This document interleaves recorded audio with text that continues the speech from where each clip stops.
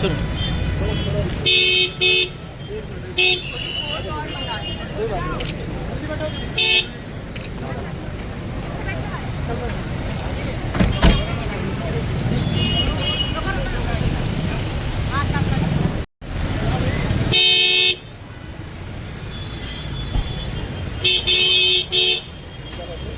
चल रही वही बाइट करें।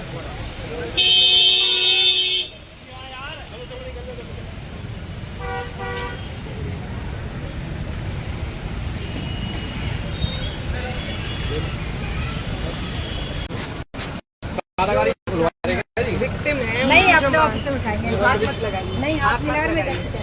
हाथ मत लगाइए। हाथ नहीं लगा रहे। हाथ नहीं लगा रहे। अभी लगाया आपने। अभी लगाया आपने। आप उधर जा रही हैं, अभी मैं लगाया आपने। तो क्या कहना चाहेंगे मैडम, क्या तानाशाही हो रही है? देख ही रहे हैं आप। अगर एक सांसद एक पीड़ित परिवार के साथ डीआईजी से मिले और डीआईजी पीड़ित परिवार को उनके सामने कहे कि जाइए जो हमें करना है हम करेंगे, तो ये तानाशाही है। और फिर हमें यहाँ लाया गया है महिला थाने में।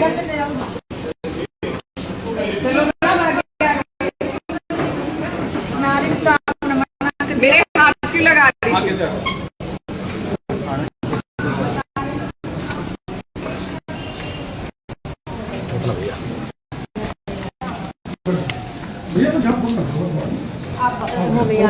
अब ऑफिस नहीं, अगर आप लोग वीडियो बनाएंगे हमारी भी बनेगी। नहीं हम नहीं बना रहे मैडम, बिल्कुल ये तो बनाएंगी। ये हम कोई नहीं बनाएंगे।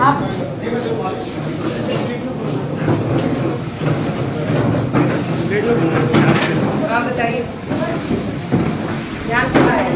नहीं, हमें नहीं पीना। हमें आपका पानी नहीं पीना है, ठीक है? नहीं, आपका तो बिल्कुल भी नहीं पीना है। आप लोगों को कोई भरोसा नहीं है। पीड़ा आप समझ रही। हाँ, एक माँ है। क्या है पूरा मामला है?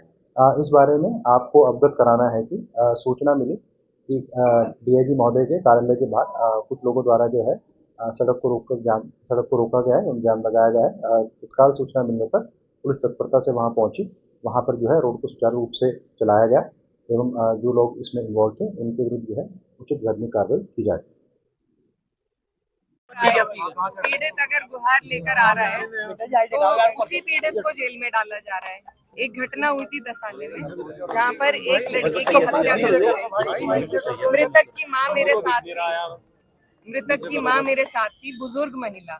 हम डीआईजी साहब के पास सिर्फ 5 लोग उनसे गुहार लगाने गए थे कि निष्पक्ष जांच हो और कुछ और जो उनके तथ्य थे वो बताने के लिए। तो डीआईजी साहब ने इतना सम्मान किया कि वो बुजुर्ग महिला थी, रोती भी वो उनके ऑफिस से बाहर निकली। जिसके बाद हमारी कोई सुनवाई नहीं हुई। हम बाहर आए, हम एक और एप्लीकेशन बनाने के लिए बाहर खड़े होके बात ही कर रहे थे कि पुलिस प्रशासन ने आके वहां से भी सबको धमकाना शुरू कर दिया। जिसके बाद हमने कहा कि भाई ये कोई आपकी अपनी संपत्ति तो नहीं है, यहाँ खड़े हो सकते हैं। सिर्फ 5-7 लोग थे हम और वाइट पट्टी के अंदर थे, कोई वहाँ पे ट्रैफिक नहीं रुका। उसके बावजूद मुझे थाने में ले गए, महिला थाने में, कि आप यहाँ पे बाधा उत्पन्न करी है ट्रैफिक की। हमारे पास सारी वीडियो है। मुझे महिला थाने में ले गए और जो अन्य पैरोकार थे, परिवार के जो सदस्य थे, उनको दूसरे थाने में ले जाकर उनका चालान करके उनको जेल भेज दिया गया है। तो अब हम इनके पास आए हैं कि क्या आज डीआईजी के दफ्तर पे खड़ा होना जुर्म है? क्या वहां अपनी गुहार लेकर जाना, अधिकारी के पास अपनी गुहार लेकर जाना जुर्म है? अगर है तो हम सब तैयार हैं। जो कार्रवाई परिजनों पे हुई है, मृतक के परिजनों पे जो कार्रवाई हुई है, वो कार्रवाई हम सब पे हो या उन्हें छोड़ा जाए। अगर ये मदद नहीं कर सकते इस तरीके से, किस लिए? क्योंकि वो लोग पीडीए से थे। ये लोग मनुवादी लोग हैं, वो पीडीए परिवार के लोग थे।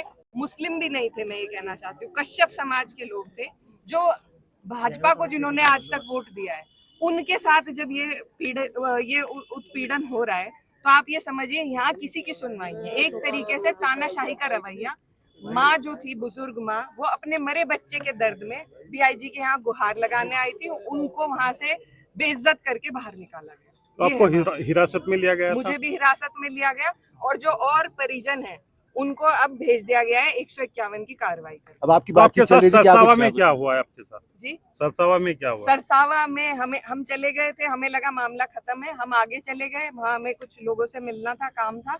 वहां से जब हमें जानकारी मिली कि उन लोगों को जेल भेज दिया गया, हम जब वापस आए तो बैरिकेडिंग लगा दी गई। जिले के चारों तरफ, हसनपुर चुंगी में, सरसावा थाने के आगे, सब जगह बैरिकेडिंग लगा दी। कैसे कैसे तो हम यहाँ पहुंचे हैं। और अब हमारी इनसे यही मांग है कि पीड़ित परिवार का क्या गुनाह है, क्या अपराध है। क्या प्रशासन ये चाहता था कि आप सहारनपुर में ना पाए? फिलहाल बिल्कुल यही उनकी मंशा थी, तभी हर जगह बैरिकेडिंग लगाई गई। लेकिन ये हमारा घर है, हम अपने घर के रास्ते जानते हैं, हम यहाँ तक आए और अब हम इंसाफ लेकर जाएंगे कि ये लोग मदद नहीं कर सकते। देखिए, हम कोई झूठ नहीं बोल रहे। लड़का जो है मोनू, उसकी हत्या हुई है, ये एक फैक्ट है। 2 लोग जेल भी जा चुके हैं। उसके अन्यथा में जो कार्रवाई होनी है उसके लिए हम यहाँ पर आए थे, ये सब फैक्ट है। तो उसमें हम कोई झूठ नहीं बोल रहे। इनसे कार्रवाई की गुहार लगाने आए थे, वो इन्हें मंजूर नहीं है। लेकिन इसका मतलब ये तो नहीं कि पीड़ित परिवार को इस तरीके से जेल में भरा जाएगा। अगर आज पीड़ित भी प्रशासन के पास नहीं आ सकता तो फिर क्या लॉ एंड ऑर्डर है? ये जो सरकार लॉ एंड ऑर्डर की दुहाई देती है, कहाँ का है ये लॉ एंड ऑर्डर? वो माँ तो मुसलमान भी नहीं थी, वो माँ तो कश्यप समाज से है, पीडीए समाज से है। उनके साथ ऐसा हो रहा है, उनकी भी सुनवाई नहीं है। अधिकारी कह रहे हैं कि जिन्हें गिरफ्तार किया वो जाम लगा रहे थे डीआईजी के। मेरे साथ थे वो, हमारे पास वीडियो है। हम 5 से 7 जने वहां पर कुल मौजूद थे। सफेद पट्टी में जो डीआईजी के ऑफिस के बाहर जो पार्किंग एरिया है उसमें हम खड़े थे। हम रोड पे नहीं थे, रोड 1 मिनट भी नहीं रुका है और ना ही कोई वहाँ पर जाम लगा रहा था, ना हमने भीड़ को बुलाया। यहाँ के एसपी भी कह रहे हैं कि आपको हिरासत में नहीं लिया गया। मुझे हिरासत में लिया गया है। मैं महिला थाने में बैठी थी, उसकी भी 20-30 मिनट इन्होंने ढोंग रचा, क्योंकि शायद हमारे प्रशासन के पास बेहतर काम नहीं है आज। तो सारा प्रशासन इसी मामले में उलझा हुआ है और ढोंग करने के लिए हमें लेकर गए थे आधे घंटे के लिए। वहां से फिर हमें भेज दिया। लेकिन जो परिजन थे, मुझे महिला थाने भेजा, उनको सदर थाने भेज के उनको जेल में भेज दिया गया है। अब आप सदर थाने में अधिकारियों से क्या बात? अब हमारी ये मांग है कि या तो मेरा भी चालान कर दिया जाए 151 में, क्योंकि मैं उनके साथ हर कदम से कदम पे मौजूद थी। वो नहीं हो सकता तो वो उन्हें रिहा कर दे। दोनों में से हमारी कोई बहुत बड़ी मांग नहीं है। ठीक। बैठक की क्या रणनीति रहेगी कल के आंदोलन में? क्या मैं विनोद घावरी, जिला अध्यक्ष जिला वाल्मीकि सभा। रणनीति हड़ताल की रहेगी। अगर हमारा समझौता नहीं होता, हम पैसे बढ़वा के रहेंगे कर्मचारियों के तो बढ़ेंगे, कंपनी जाएगी तो जाएगी। हम अपना शोषण समाज का कब तक सहें? कंपनी हॉस्पिटल तक चल रही, क्या सरकार का ध्यान नहीं है? 7200 रुपये में कोई कर्मचारी काम करेगा? वहाँ 3 महीने की सैलरी नहीं है कंपनी की। क्यों नाम कंपनी से दुखी हो? पिलखनी पीजीआई में लोगों को टाइम पे पैसा नहीं मिल पा रहा, 4-4 महीने हो जाओ ना तनख्वाह को। हम क्यों चाहेंगे नगर निगम में? नगर निगम में सबसे ज्यादा बर्डन रहता है। आज कोई मंत्री आ रहा, आज कोई प्रोग्राम है शहर के, अरे 12-12 बजे तक ड्यूटी करा ली जाती है इन लोगों से। क्या इन्हें अपने हक के पैसे भी नहीं ले सकते? क्या सरकार इतनी निर्दयी होगी बिल्कुल हमारी कि हमारे समाज के बारे में सोच ही नहीं रही?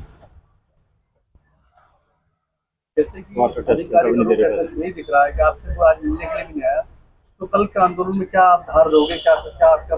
ये उनका है, ये उनका मन है कि हमारे प्रति कितनी सोच रखते हैं। वो अपनापन समझ के कोई तो आ ही सकता था। जब 2027 के इलेक्शन में हम भी सोच समझ के इस बार काम करेंगे। ऐसा नहीं कि हम बिल्कुल बिकने वाला काम कर रहे हैं। अरे हमारा समाज तो इस पार्टी के लिए तन मन धन से तैयार खड़ा था।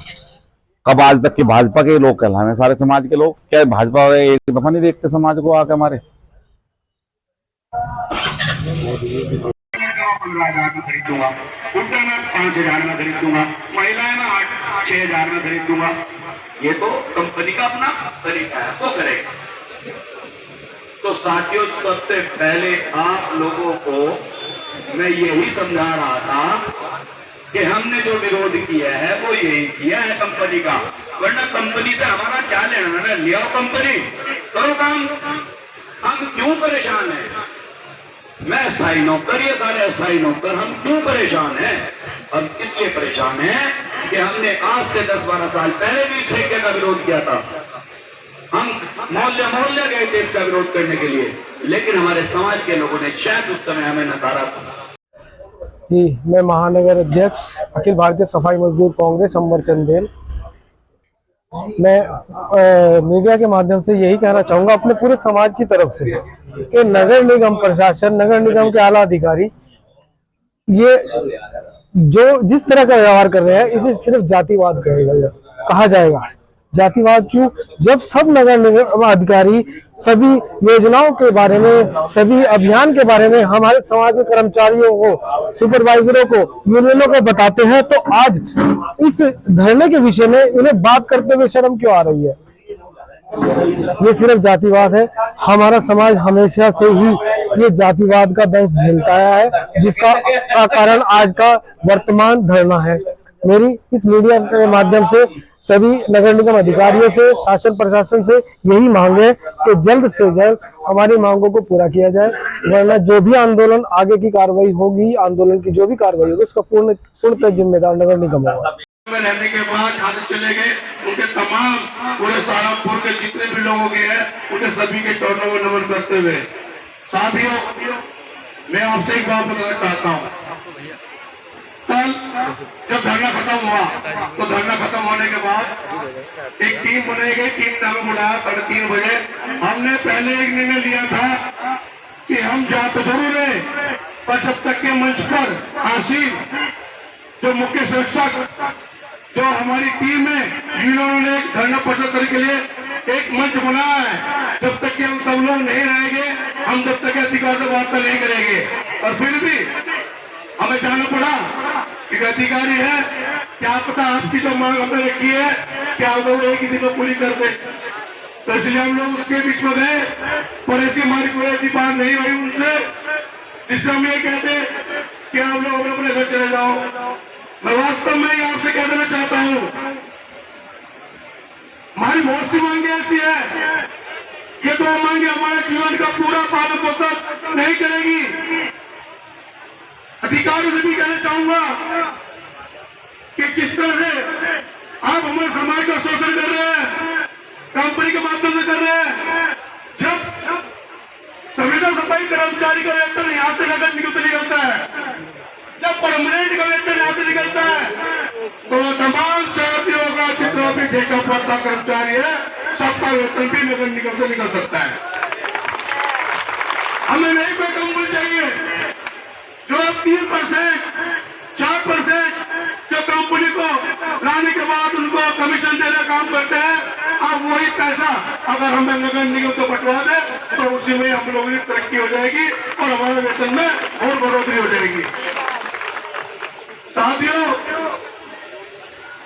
एक मांग और थी हमारी, कहने की बात भी है, क्योंकि मैं पार्टी का भी रहा कार्यकर्ता भी हूं, पार्टी ने टिकट भी दिया। एक भगवान वाल्मीकि चौक हमारा, जो अभी तक के इस मंच के माध्यम से कोई किसी नहीं बताया,